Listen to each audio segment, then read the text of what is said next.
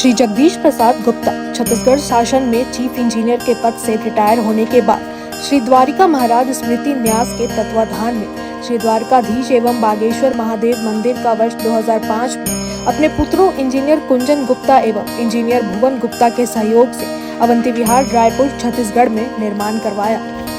श्रीमद् भागवत कथा, राम कथा, गीता तत्व, वेदांत आदि के तात्पर्य को व्यासपीठ से कहने के कारण संतों द्वारा इन्हें आचार्य श्री जगदीश भी कहा जाता है। अपना संपूर्ण जीवन परमात्मा की सेवा में दिया।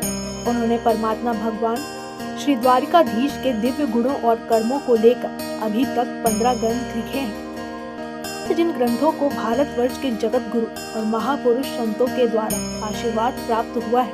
अभी कठोपनिषद सरलतम बोध नामक ग्रंथ जो 7 विचारों में लिखा गया है। तीर्थीय विचार परमात्म पर उनका उद्बोधन आप सुन रहे हैं। हरि ओम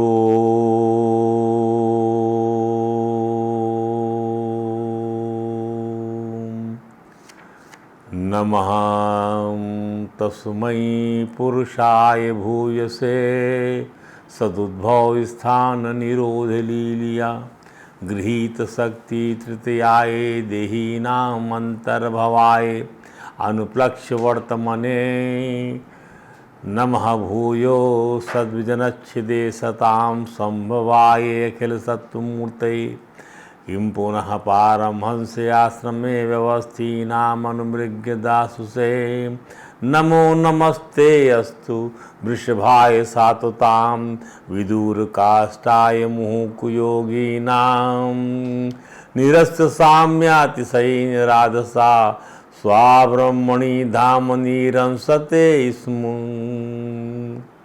यद् कीर्तनं यद् स्मरणं यदर्हणं यद् श्रवणं यद् वन्दनं यदीक्षणं लोकस्य सद्यो विधनोति कल्मषं तस्मै सुभद्रस्रवसे नमो नमः। विचक्षणा यद् चरणोपसादना संगो युधस्वयतो अन्त आत्मना विन्दन्ति ब्रह्मो गतिं गत्क्लमा तस्मै सुभद्रस्रवसे नमो नमः। यशस्विनो दान परा तपस्विनो मनस्विनो मंत्रो विदासु मंगला क्षेमं न विन्दन्ति विनाय दर्पणं तस्मै सुभद्रस्रवसे नमो नमः। सा एष आत्मावतामधीश्वराः त्रयीमयो धर्ममयो तपोमयो गतव्यलीकयज शंकरादिभिः वितर्कलिंगो भगवान् मे प्रसीदताम् किरातहूणान्द्रपुलिन्दपुल्कसाः आवीरकङ्का यवनाखसादयाः यन्ने च पापा यदुपाश्रयाश्रयाः शुध्यन्ति तस्मै प्रभविष्णवे नमः।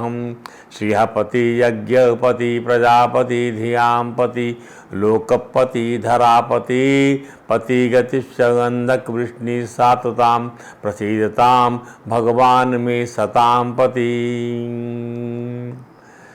यदंग्री अभिध्यान समाज दौतया ध्यानुपश्यन्ति तत्त्वमात्मनाः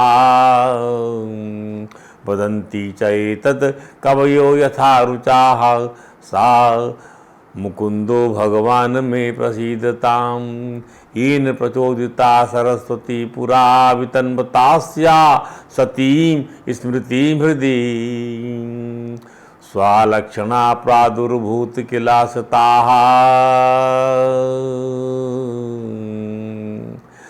सारिस्वार्षीणां भगवान् मे प्रसीदताम्। भूतै महद्भीमा पुरो विभो निर्मायसे ते यद्मूषु पुरुषा भुङ्क्ते गुणान् षोडश षोडशात्मकाः सोऽलङ्कृतशिष्टवचांसि मे नमः तस्मै भगवते वासुदेवाय वेदसे पपुज्ञानमयं सौम्या मुखाम्बुरुहासवम् रूपं यत् तत् प्राहुर्व्यक्तमाद्यं ब्रह्मज्योतिर्निर्गुणं निर्विकारम् सत्तामात्रं निर्विशेषं निरीहं सत्वं साक्षात् विष्णु आध्यात्म दीपः नष्टे लोके द्विपरार्धावसाने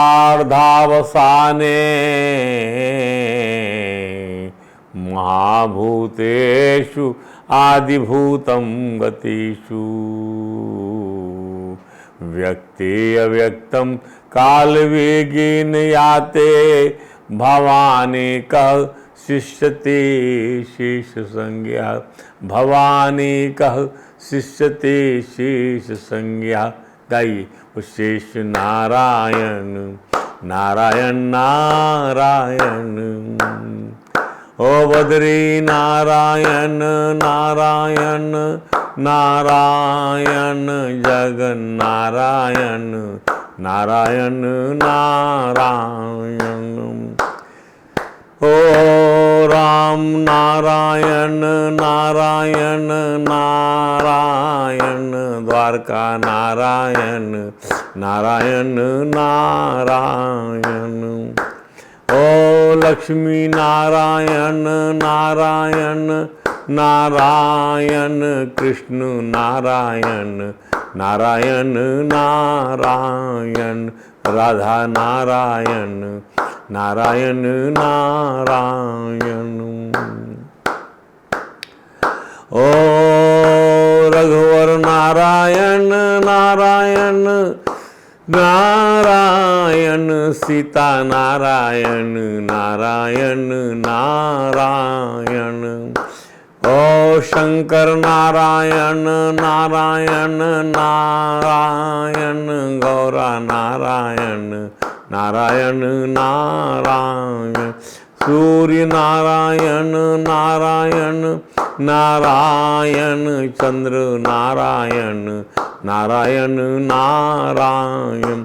धरती नारायण नारायण नारायण। अक्ष नारायण नारायण नारायण। ग्रह नारायण नारायण नारायण। ओ देव नारायण नारायण नारायण। ऋषि नारायण नारायण नारायण। माते नारायण नारायण नारायण। पितृ नारायण नारायण नारायण। गुरु नारायण नारायण नारायण। भजन नारायण नारायण नारायण। हरे राम राम राम हरे हरे हरे कृष्ण कृष्ण कृष्ण हरे हरे।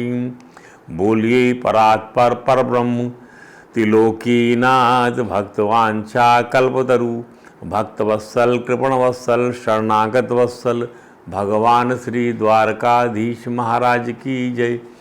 भगवान श्री बांके बिहारी लाल की जय। भगवान श्री रासबिहारी लाल की जय।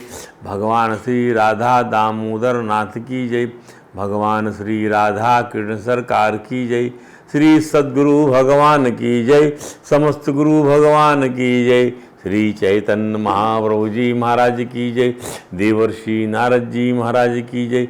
भगवान श्री व्यास जी महाराज की जय।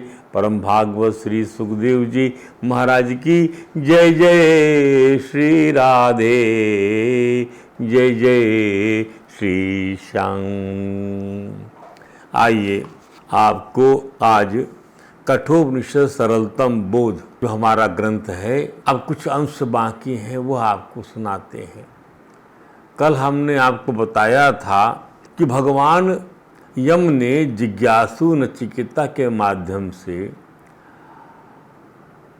तत्व ज्ञान जानने की इच्छुक हम लोगों को, ब्रह्म ज्ञान जानने के हम इच्छुक हम लोगों को, परमात्मा के स्वरूप को जानने वाले हम जिज्ञासु लोगों को ये बताया था कि परमात्मा प्राप्ति के लिए 4 बातें छोड़नी होगी।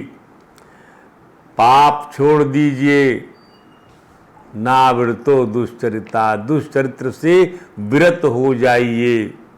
दूसरी बात, इंद्रियों की लोलुपता, विषयों की लोलुपता छोड़ दीजिए।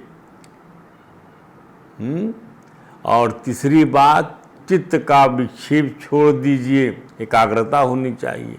और चौथी बात, चित्त की एकाग्रता में जो बाधक राग द्वेष है उसका त्याग कर दीजिए। तो ध्यान दीजिए, गुरुदेव बताते हैं कि शीशे में दिखने वाला प्रतिबिंब जिज्ञासु शिशु का है। इसलिए आप ये जो चारों पाप आप नहीं छोड़ेंगे तो ये चारों पाप संवेद रूप से अहंकार बन के आपके अंतःकरण में उदित हो जाएगा। और इस अहंकार की उपाधि से आप जो है उस परमात्म स्वरूप जीवात्मा को इंद्रियों से परे नहीं देख सकेंगे। ये अहंकार ही परमात्मा रूपी जीवात्मा का इंद्रियों के साथ संबंध बनाता है और कोई कारण नहीं है। यह जो ऐसे निमित्त वर्तमान में, जो वर्तमान जीवन में भी आप देखिए, जल है, दर्पण है, यदि ये है तभी हमें अपने बिंब और प्रतिबिंब भेद मालूम पड़ता है। अर्थात ये उपाधि होने से ही, ये सब उपाधि बनाती हैं चीज़ें।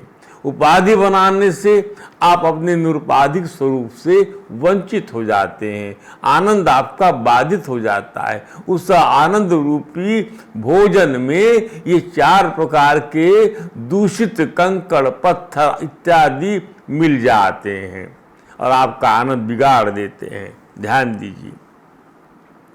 तो जो यह विद्या बुद्धि है, प्रज्ञान, तत्वम अस्यादि महावाक्य जन्य ज्ञान जो वेदांत कहता है, ये किसको होता है?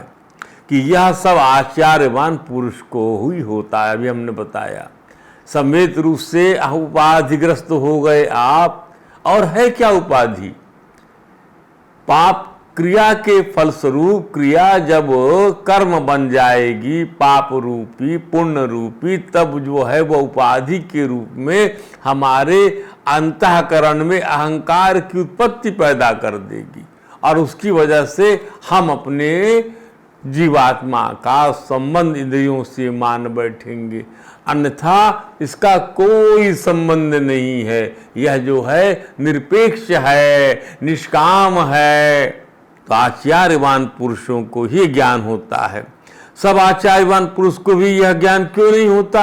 अभी क्वेश्चन उठा देंगे कि सारे आचार्य, चलो ठीक है हम सब आचार्यवान बन गए हैं, तो हमें ज्ञान नहीं होता। तो भगवान यम के इस मंत्र के पालन करने की आवश्यकता है। इसीलिए आचार्यवान पुरुषों को ज्ञान नहीं होता।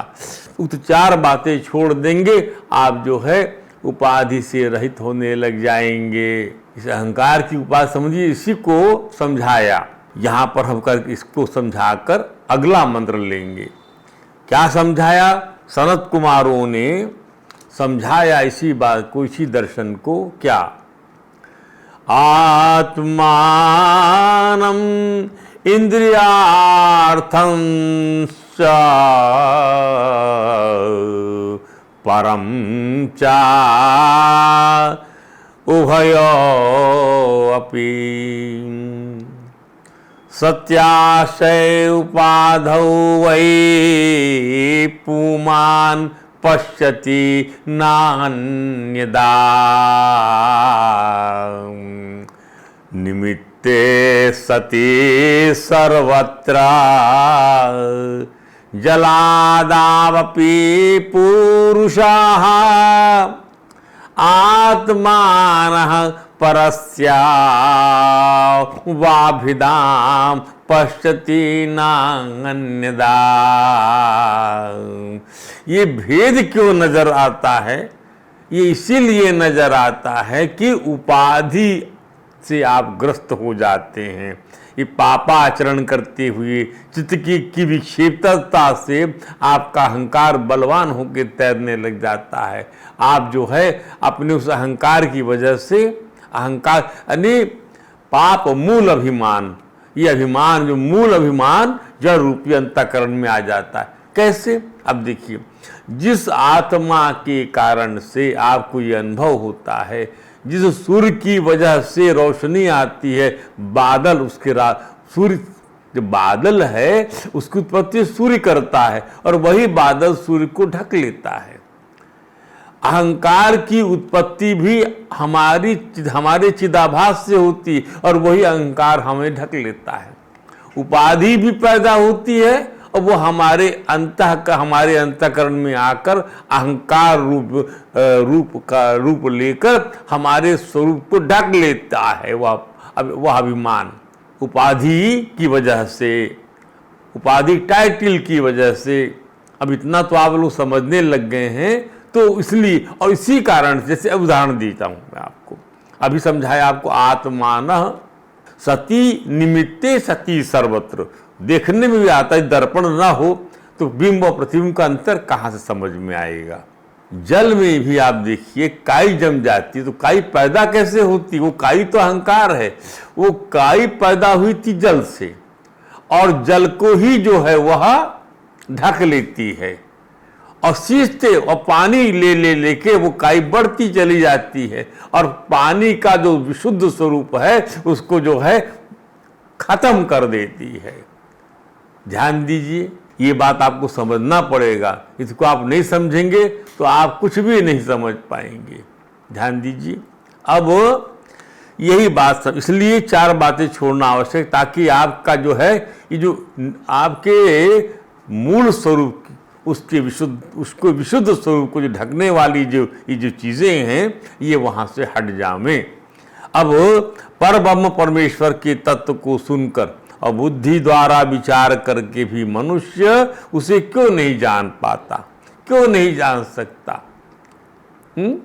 सुनकर और बुद्धि द्वारा विचार करके, having heard and having meditated, having thought over, क्यों नहीं जान पाता? इस जिज्ञासा पर भगवान यम ने एक बात नचिकेता के माध्यम से हम सभी जिज्ञासु साधकों को कहना चाहा है कि तत्व ज्ञान की दिशा में गुरु की कृपा का उपार्जन कर बढ़ना चाहिए। तत्व ज्ञान की दिशा में उपदीक्षन्ति ते ज्ञानम ज्ञानना तत्दर्शिभिः। ध्यान दीजिए, यस्य ब्रह्म, अगला मंत्र है, यस्य ब्रह्म च क्षत्रम च उभे भवता ओदनाः मृत्युर्यस्योपसेचनम् कायित्था वेद यत्र साः मृत्योर्यस्योपसेचनम् कायित्था यत्र सः कायित्था वेद यत्र सः। वह कौन जो मृत्यु को चटनी शरीर का मुख्य भोजन में लगा के चट कर जाता है, खा जाता है, निकल जाता है, संहार कर लेता है। का इत्था वेद, कौन जानता है? का सा, कौन? का वेद, कौन जानता है कि वो कहाँ है? का इत्था, किस प्रकार से रहता है? और जिसका ब्रह्म और क्षत्रिय जिसका भोजन है, ओदन माने भोजन, पका हुआ भात जो फुदबुद करता है, बुदबुद करता है, ऐसा पका हुआ भात जिसका भोजन है, वह परमेश्वर जहां और जैसा भी है वह ठीक ठीक कौन जानता है? ध्यान दीजिए, भगवान यम ने कहा कि जैसा से कौन जान सकता है? Who can claim to know him, कौन जान सकता? स यत्र, जहां वह है, जिस प्रकार से है, यत्र जहां, इत्था जिस प्रकार से है, कह वेद, उसे कौन जान सकता है? क्योंकि जो जानने वाले हो सकते हैं उन सब प्राणियों का तो वो संहार करता है। ब्रह्मा भी समाप्त हो जाता है तो और किसी की बात क्या करें? नए सप्तऋषि बनते हैं। ध्यान दीजिए, नई संरचना होती है तो वो परमेश्वर कालों का काल है। सभी प्राणी उस महाकाल के ग्रास बन जाते हैं। उस महाकाल के ग्रास, महाप्रलय जब होता है ब्रह्मा भी उसका, अभी हम जो सुनाते रहते हैं ना आपको, कौन बसता है? भवान एक शिष्यते भगवान एकः शिष्यते शेष संज्ञा, वो शेष नारायण के अलावा कुछ भी नहीं बचता। द्विपरार्धे मन ब्रह्मा की आयु समाप्त हो जाती है। ध्यान दीजिए, तो वह परमेश्वर कालों का काल है, सभी प्राणियों का तो संहार करता है, और कालों का काल है, उस सभी प्राणी उस महाकाल के ग्रास बन जाते हैं। और तो और प्राणियों के संहार के लिए मृत्यु का निमित्त है, वह भी प्राणियों की कालग्रास के साथ लगा हुआ है। वह भी प्राणियों कालग्रास के साथ, मृत्यु काल का जब ग्रास बनता है प्राणी, तो मृत्यु के माध्यम से बनता है मृत्यु। तो और वह मृत्यु परमात्मा के लिए, उस संहार करने वाले परमात्मा ग्रस विष्णु के लिए, भगवान का एक स्वरूप है प्रभ विष्णु, ग्रस विष्णु चा, पालने वाला विष्णु, और ग्रस विष्णु, और ग्रहण और ग्रस लेने वाला, संहार कर देने वाला, निगल जाने वाला, चबा जाने वाला विष्णु जो है, उसके लिए मृत्यु निमित्त है। वह प्राणियों के कालग्रास, काल के कौर में लगा हुआ सुस्वादु चटनी जैसा पदार्थ है, ऐसा वेद कह रहा है। अब इस मंत्र के इतवाच्यार्थ हो गया, क्या लक्ष्यार्थ है इस मंत्र का? परमात्मा की अनिर्वचनीयता स्थापित करने के लिए भगवान शंकराचार्य के भाष्य को हम यहाँ उद्धृत करते हैं।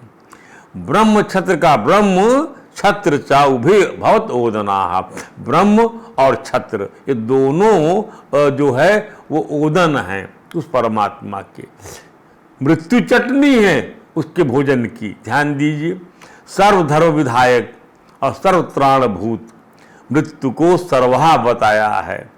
ब्रह्म सूत्र के पहले अध्याय के दूसरे पाद में इस मंत्र के अर्थ पर विचार करते हुए कहा गया, जो 9वां सूत्र है, आत्ता चराचर ग्रहणात्।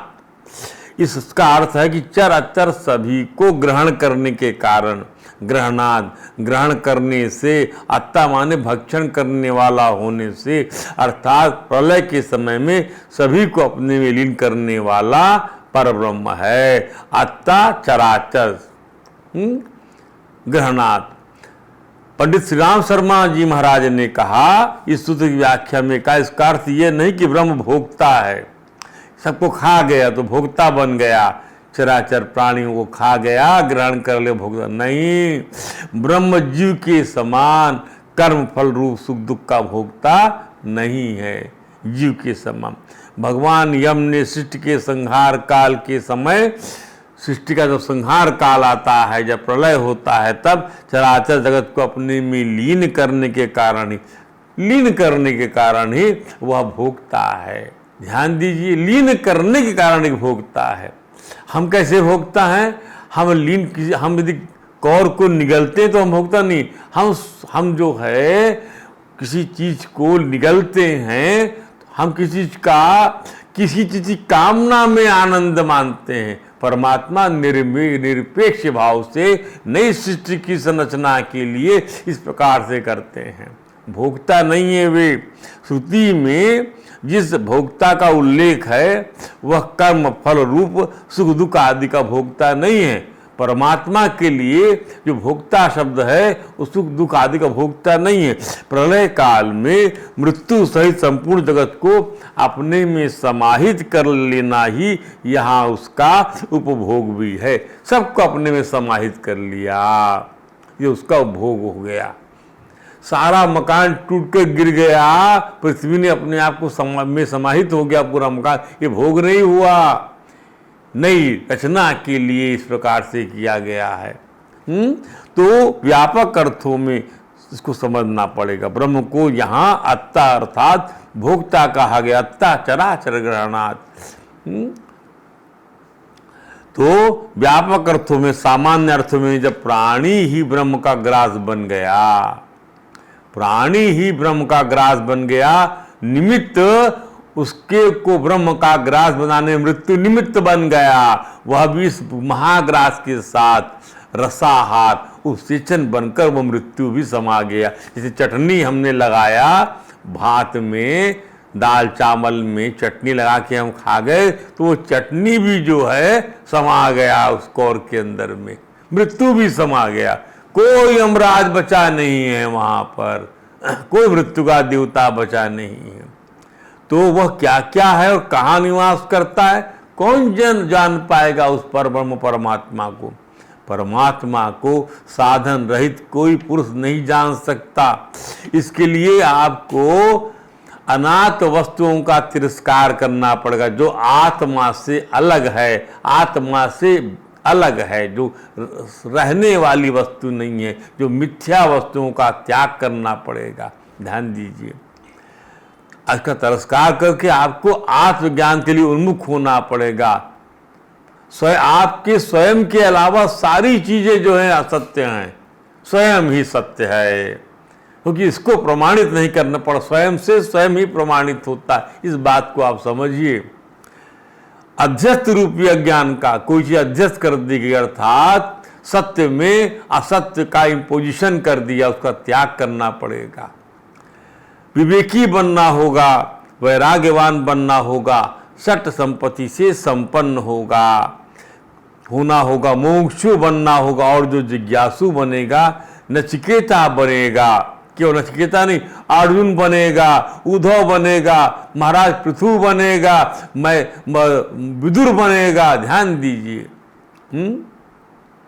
तभी आचार्य की कृपा से प्रभु का अनुभव कर पाएगा। इसी श्रृंखला में एक और अच्छी बात स्वामी अखंडानंद जी महाराज कहते हैं। स्वामी अखंडानंद जी, इनका बड़ा भारी योगदान है संसार में। इनका श्री वृंदावन में इनका जो है आश्रम है, आनंद आश्रम, हम गए हुए हैं, बहुत बड़ा योगदान है इनका। इनके आश्रम में भगवान कृष्ण की एक अप्रतिम प्रतिमा का हमने दर्शन किया। वहाँ पर साहित्य का इन्होंने वेद वेदांत गीता भागवत रामायण पर भी अनेकों ग्रंथ लिखे हैं। परमात्मा के साथ में इनका बड़ा ही जो है अभिन्न संबंध रहा है। ध्यान दीजिए, और जिज्ञासुओं को उस रास्ते पर जाने में बहुत बड़ा योगदान रहा महाराज अखंडानंद जी का। मैं उन्हें बारंबार प्रणाम करता हूँ कि तत्वज्ञान की जिज्ञासा तीव्र होनी चाहिए, तत्वज्ञान के अधिकारी को मद नहीं होना चाहिए। ऐसा अखंडानंद जी महाराज का मद नहीं होना चाहिए। अरे जिज्ञासु यदि ये कहता है, अब मान लीजिए कुछ जिज्ञासु है, भैया जब ईश्वर कृपा करेगा तब हमको ज्ञान हो जाएगा, मतलब हमें कुछ नहीं करना, कृपा करे वो। अब जब पानी बरसेगा तो हम भी पानी पी लेंगे, हमें कोई उपासना नहीं करनी है, हमें कोई धर्मानुष्ठान नहीं करना है, हमें तपस्या नहीं करना है। ध्यान दीजिए, तो उसकी जिज्ञासा ऐसे जिज्ञासु की कि कृपा करेगा हमारे ऊपर में, हमें ज्ञान हो जाएगा, तो उसकी जिज्ञासा इररिलेवेंट है, अप्रासंगिक है। क्योंकि मान लो ईश्वर 2-4 जन्म तक आप पर कृपा ना करे, तो क्या जिज्ञासु असत्य वस्तुओं को, जो आत्मा शरीर की निरंतर नहीं है, अखंडित नहीं है, उन वस्तु को क्या हे नहीं समझेगा? अनेक जन्म लग जाएंगे उसको हे समझने में कि यार ये हे वस्तु है, इसका हमको त्याग करना है, हमको जो है श्रेय वस्तु की तरफ बढ़ना है, हम प्रिय वस्तु को ही तो हे समझना है। जो वस्तु प्रिय लगने वाली है, जो नहीं रहने वाली है, जो सांसारिक भोग देने वाली वस्तु है, कुछ रहने वाली नहीं है, उसके प्रति हम उसको हे निष्कृष्ट त्याज नहीं मानेंगे, तो कौन, क्या परमात्मा आके हमको बताएगा, हमसे त्याग करवाएगा? तो कृपा कांक्षी जिज्ञासु को जो कृपा चाहता है, ऐसे अनेक जन्म की तक के लिए आत्मज्ञान रूपी रत्न को नहीं छोड़ देना चाहिए कि कृपा भगवान की कभी बरसेगी। आत्मज्ञान रूपी रत्न पाने के लिए जितना भी हमको हमारे इस कक्षा के लिए, जितने की हमारे ज्ञान के लिए, हमारी कक्षा की योग्यता के लिए जो भी संत महात्माओं ने और वेदांत ने बताया है, उसका हमको पालन करने में क्या कठिनाई है, इस पर हमें विचार करना चाहिए। हम पाप ना करें, पाप ना करने में क्या कठिनाई है, इस पर विचार करना पड़ेगा। भगवान ने इस पर प्रहार भी कर दिया कि भाई पाप क्यों होता है? अर्जुन का एक प्रश्न रहा, उन्होंने कहा कि प्रभु कोई पाप नहीं करना चाहता फिर भी पाप कर देता है। अब आप पाप नहीं करना चाहते फिर भी पाप आपसे हो जाता है, तो पाप आपसे हो जाता है ये बात स्वीकार करते हैं भगवान, पर उसका कारण क्या है वो तो विचार कर लीजिए। उसको दूर करने के लिए आपको भी और रास्ते बताए जा रहे हैं कि पाप को दूर कैसे कर सकते हैं इस प्रकार से। तो कैसे बताया भगवान ने, जब अर्जुन ने क्वेश्चन किया कि अथ केन प्रयुक्तोऽयं पापं चरति पुरुषः अनिच्छन्नपि वाष्णेय बलातीव नियोजिताः। अनिच्छन्नपि वाष्णे, चलिए आप इच्छा नहीं होती पर फिर भी आप पाप कर बैठे। तो भगवान ने कहा भैया काम एष क्रोध एष रजोगुण समुद्भवा महाशनो महापापना विद्धेनम इह वैर। इसको ही अपना वैरी जानो। अब वैरी जान के अपने वैरी को आप दूर नहीं करोगे, वो क्या परमात्मा दूर कर देगा आपके वैरी को? ये बात गलत है। आपको जो पौरुष दिया है खाने के लिए, पीने के लिए, भोगने के लिए, मिलने के लिए, जुलने के लिए, यहां पर तो अपनी इच्छा चलाते हो ना आप, इसमें उस परमात्मा की इच्छा को कहां जोड़ते हो? यदि ऐसा भी जोड़ दो तो आपको ये बोलना सही लगता है। तो आइए फिर मूल विषय पर। तो इसी अज्ञान को के पर्दे को फाड़ने के लिए सद्गुरु या ज्ञान बनाने वाली चीजें हैं। काम है क्रोध, रजोगुण से उत्पन्न काम और क्रोध जो है ये महासन है। इनका आप कभी भी इनकी पूर्ति नहीं कर सकते। महासनो महापापमा विद्धेनम ही विद्येनम वैर, इसको वैरी जानिए आप। तो जगत गुरु भगवान श्री कृष्ण की शरण लेने के लिए जरा भी देर नहीं करनी चाहिए। उनकी शरण में जाओ ना, वहां गंगा का आचमन तो करो गंगा के पास जाकर, फिर समझो आप तो खड़े हुए गंगा के किनारे में कि गंगा बुलाएगी तब मैं जाऊंगा। ये सब बातें हैं, ये आपकी स्वेच्छाचारिता के फलस्वरूप कही हुई गढ़ी हुई बातें हैं, गढ़ी हुई बातें। ध्यान दीजिए, आप अपने मन से बात तो संकल्प को पैदा करिए कि मुझे स्नान करना है गंगा में, फिर गंगा के साथ आप जुड़ जाते हैं। पर अपने अहंकार की वजह से आप खड़े हुए हैं तो गंगा का अहंकार, गंगा में तो निर्भिमानता है से भरी हुई है गंगा, सामर्थ्यवान है। आप सामर्थ्य से रहित हैं और आप गंगा का अभिमान कर रहे हैं, ये गलत है, अनौचित्यपूर्ण है।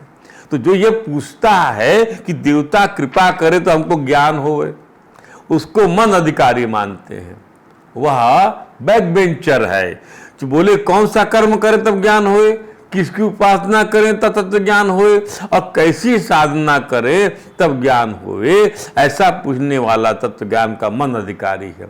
ध्यान दीजिए, कब ज्ञान होए, कौन सा कर्म हम करें तब ज्ञान होए, किसकी उपासना हम करें तब ज्ञान हुए, ऐसा पूछने समझने वाला व्यक्ति वह मंद अधिकारी है, वो एलिजिबल नहीं है। ध्यान दीजिए, भगवान यम ने तत्व ज्ञान की जिज्ञासु नचिकेता को बताया कि परमात्मा वह है जिसमें ब्राह्मण और क्षत्रिय ओदन है, पका हुआ भात है। ध्यान रहे, कच्चा भात नहीं, कच्चा भात नहीं, जो पकने के समय फुदबुद करता है, शरीर को गीला करता है, उन्नत करता है, कब बनाता है, क्लेदन करता है। इसे ही तो ओदन बोलेंगे। ओदन माने जो क्लेदन करता है, खाने से पसीना भी निकलता है। मृत्यु प्रभु के इस ओदन के साथ खाने वाली चटनी इत्यादि है। ध्यान दीजिए, यानी ब्राह्मण क्षत्रिय सहित चराचर जगत जब मरेगा तो क्या आत्मा भी मर जाएगा? ऐसा भी इसका अर्थ ले सकते वाच्यार्थ में, क्या ब्राह्मण क्षत्रिय सहित चराचर जगत जब मरेगा तो क्या आत्मा भी मर जाएगा? बोले नहीं नहीं, इनमें जो मौत रहती है वह तो भात के साथ खाने वाली चटनी है, अचार है, वह तो घी है, मट्ठा है। साउथ इंडिया के जो लोग रहते हैं वो भात में उपसेचन है, दही है उनका, वो दही खाते हैं भात के साथ में। ध्यान दीजिए। इसलिए अब भगवान परब्रह्म का चटनी क्या है, कि उसकी चटनी क्या है, मृत्यु उसकी चटनी है। ध्यान दीजिए। और मारवाड़ी और उत्तर भारतीयों के लिए क्या चटनी है, क्या उपसेचन है, जो मुख्य खाने में मिला के लोग खाते हैं वह घी है। और पूर्व में बंगाली और उड़िया भाषी भारतीयों का अचार रूपी उपसेचन है, अचार खाते हैं नाना प्रकार के। माने कोई चीज भात में लगाकर खाते हैं वह उपसेचन है, चटनी है। और परमात्मा की ये चटनी है मृत्यु। ध्यान दीजिए।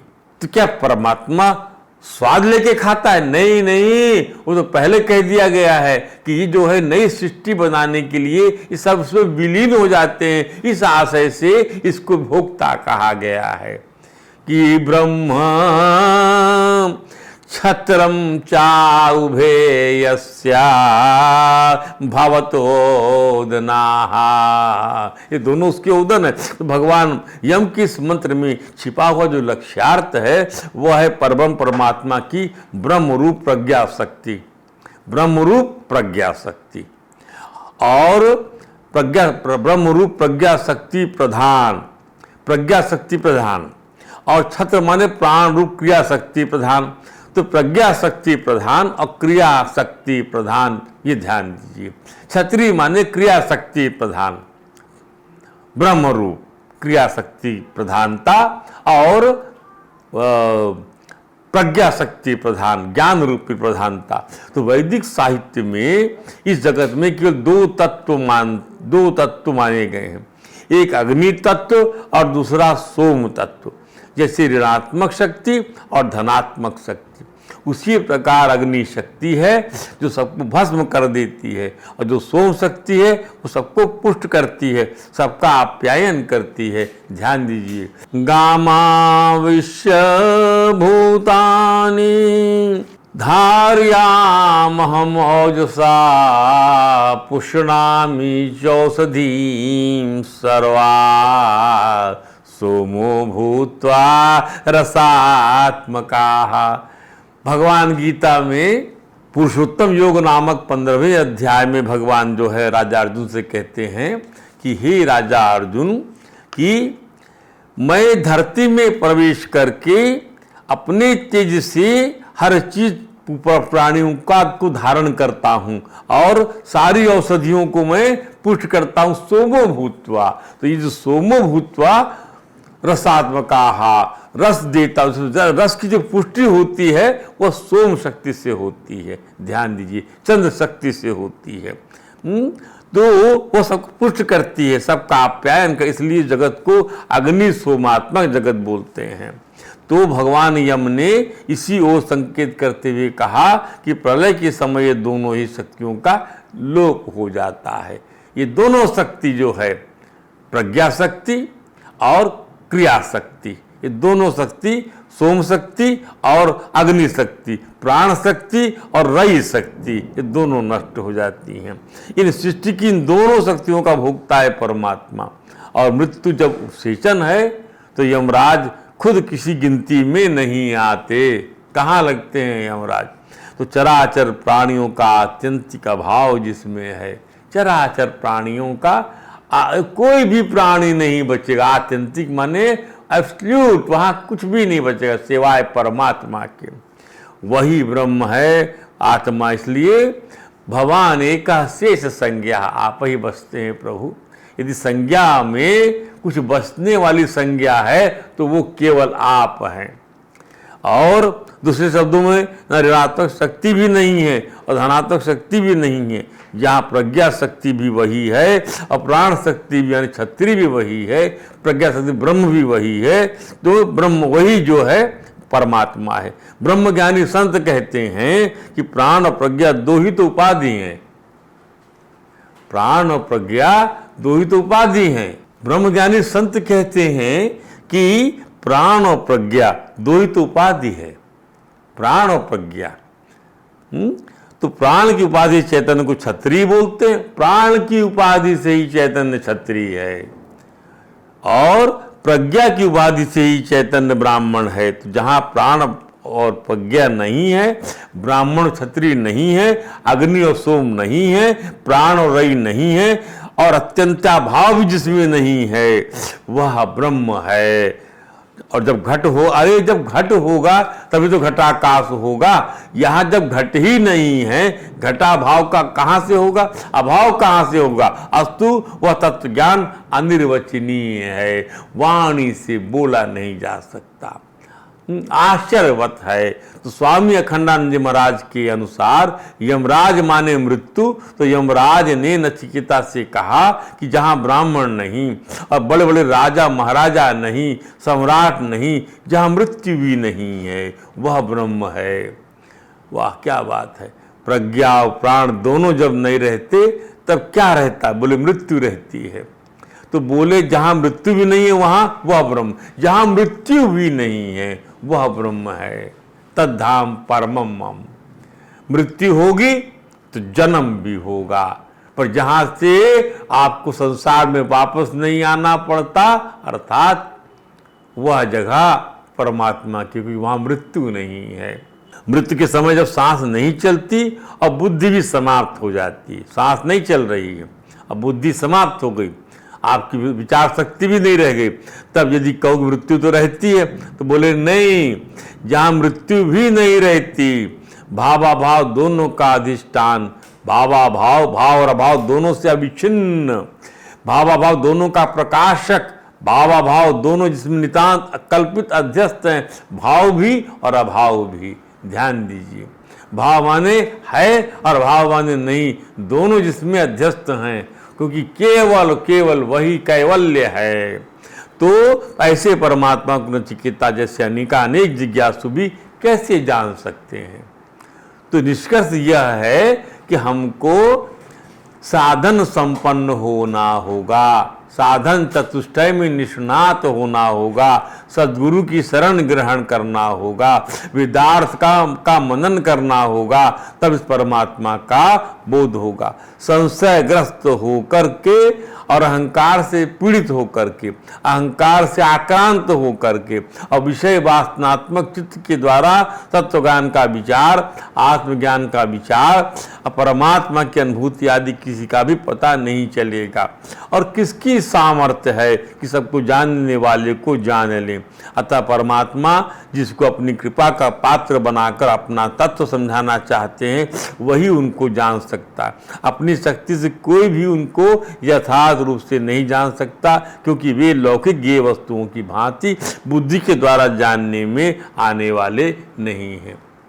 इस प्रकार से कठोपनिषद के अंतर्गत परमात्मा तत्व को जानने वाले के लक्षण नामक यह चौथा जो विचार है वो समाप्त होता है।